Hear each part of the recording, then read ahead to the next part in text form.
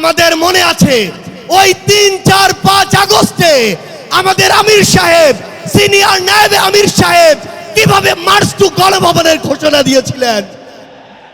আমরা স্পষ্ট করে আপনাদেরকে একটা কথা বলি, এই 24 পরবর্তী বাংলাদেশে আমরা যারা অভ্যুত্থানের সহযোদ্ধা ছিলাম, আমরা যদি ঐক্যবদ্ধ থাকি, আগামীর বাংলাদেশে আর কোন ফ্যাসিস্ট কোন নামে কোন ব্যক্তিকে সামনে রেখে কোন দলকে সামনে রেখে এই বাংলাদেশে দাঁড়াতে পারবে না। 2024 সালের ছাত্র জনতার অভ্যুত্থানের আমার সহযোদ্ধারা, আপনারা কেমন আছেন? আমার সামনে আজ এই ইসলামী আন্দোলন বাংলাদেশের মহাসমাবেশে যে লক্ষ ছাত্র জনতার উপস্থিতি, তারাই ছিল আমাদের জুলাই অভ্যুত্থানের অন্যতম সহযোদ্ধা।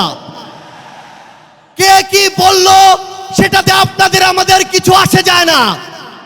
আমরা যতক্ষণ জুলাই অভ্যুত্থানের ওই স্পিরিটে নিজেদের বুকে ধারণ করে শহীদের যে আত্মত্যাগ, জুলাইয়ের যোদ্ধাদের যে রক্ত দেয়া, সেগুলোকে আমরা যতক্ষণ ধারণ করে সামনের দিকে এগিয়ে চলবো, ততক্ষণ কারো প্রপাগান্ডা আমাদের কিছু আসে যায় না। ততক্ষণ ওই বিদেশি এজেন্টদের চক্রান্তে আমাদের কিছু আসে যায় না। আমাদের মনে আছে ওই 3, 4, 5 আগস্টে আমাদের আমির সাহেব, সিনিয়র নায়েবে আমির সাহেব কিভাবে মার্চ টু গণভবনের ঘোষণা দিয়েছিলেন।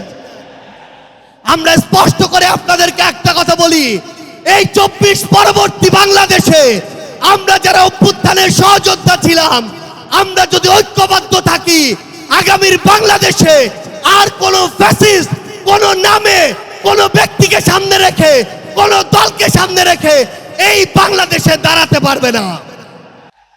এখন জনগণের সামনে আমাদের দৃষ্টান্ত স্থাপন করতে হবে। আমরা আমাদের কাজের মাধ্যমে প্রত্যেকটি ক্ষেত্রে যেন সেই দৃষ্টান্ত স্থাপন করতে পারি। আজকে যখন আমি আসছিলাম, রাস্তার আশেপাশের প্রত্যেকটি মোড়ে আমার ইসলামী আন্দোলন বাংলাদেশের সহযোদ্ধারা ট্রাফিকিং এর কাজ করছে। এটাই হচ্ছে দৃষ্টান্ত যে আমরা কাজ করব, আমাদের রাজনৈতিক সমাবেশ করব, একই সাথে জনগণের যেন দুর্ভোগ না হয় সেটাও আমাদের মাথায় থাকবে। আমরা এর আগেও দেখেছি এই মাঠে প্রোগ্রাম হয়েছে, প্রোগ্রাম শেষ করে মাঠের প্রত্যেকটি ময়লাকে পরিষ্কার করা হয়েছে। এটাই হচ্ছে আগামীর বাংলাদেশের দৃষ্টান্ত যে আমাদের যারা সাময়িক যদি কোনো সমস্যা হয়, আমরা আবার ঐক্যবদ্ধভাবে সেই সমস্যার সমাধান করব। একটা জিনিস মনে রাখতে হবে, এই অভ্যুত্থানে আপনারা যখন ঢাকার গুরুত্বপূর্ণ পয়েন্টগুলো থেকে শুরু করে দেশের বিভিন্ন রণক্ষেত্রে অংশগ্রহণ করেছেন, আপনাদেরকে পাঞ্জাবি পায়জামা টুপি দেখে টার্গেট কিলিং করা হয়েছে। আমার মাদ্রাসার অসংখ্য ভাই এই টার্গেট কিলিং এর শিকার হয়েছেন। আগামীর বাংলাদেশে কেউ যেন কাউকে ট্যাগিং করে টার্গেট কিলিং এর শিকার না করতে পারে, সে বিষয়ে আমাদের ঐক্যবদ্ধ থাকতে হবে। আমরা সংস্কার বিচারকে সামনে রেখে আমাদের এই লড়াই করছি। আপনারা পিআর এর কথা বলেছেন, এই যে পিআর, আগামীর বাংলাদেশের সংসদে আমরা যদি আসলেই জনগণের প্রতিনিধিত্ব চাই, তাহলে আগামীতে এই পিআর নিয়ে আমাদের আরো জোরে সোরে ভাবতে হবে। আমরা আপনাদেরকে স্পষ্ট করে আমাদের জাতীয় নাগরিক পার্টি এনসিপির পক্ষ থেকে অঙ্গীকার করি, বাংলাদেশের প্রশ্নে, জনগণের প্রশ্নে আপনারা যদি ঐক্যবদ্ধ থাকেন, আপনাদের সাথে কাঁধে কাঁধ মিলিয়ে 24-এর মতো এনসিপি আবারও আগামীর বাংলাদেশে লড়াই করবে।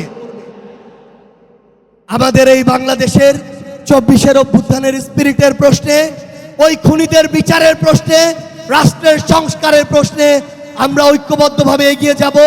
আমরা যতদিন ঐক্যবদ্ধ থাকব, ততদিন এই বাংলাদেশে আর কোনো হাসিনা মাথা উঁচু করে দাঁড়াতে পারবে না।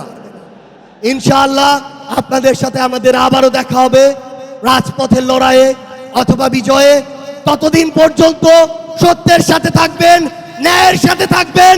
যত বড় খুনি, যত বড় সাহসী, যত বড় নেতাই ফ্যাসিস্ট হয়ে ওঠার চেষ্টা করুক না কেন, আমরা ঐক্যবদ্ধভাবে তাদেরকে প্রতিহত করব ইনশাআল্লাহ। ইনকিলাব জিন্দাবাদ।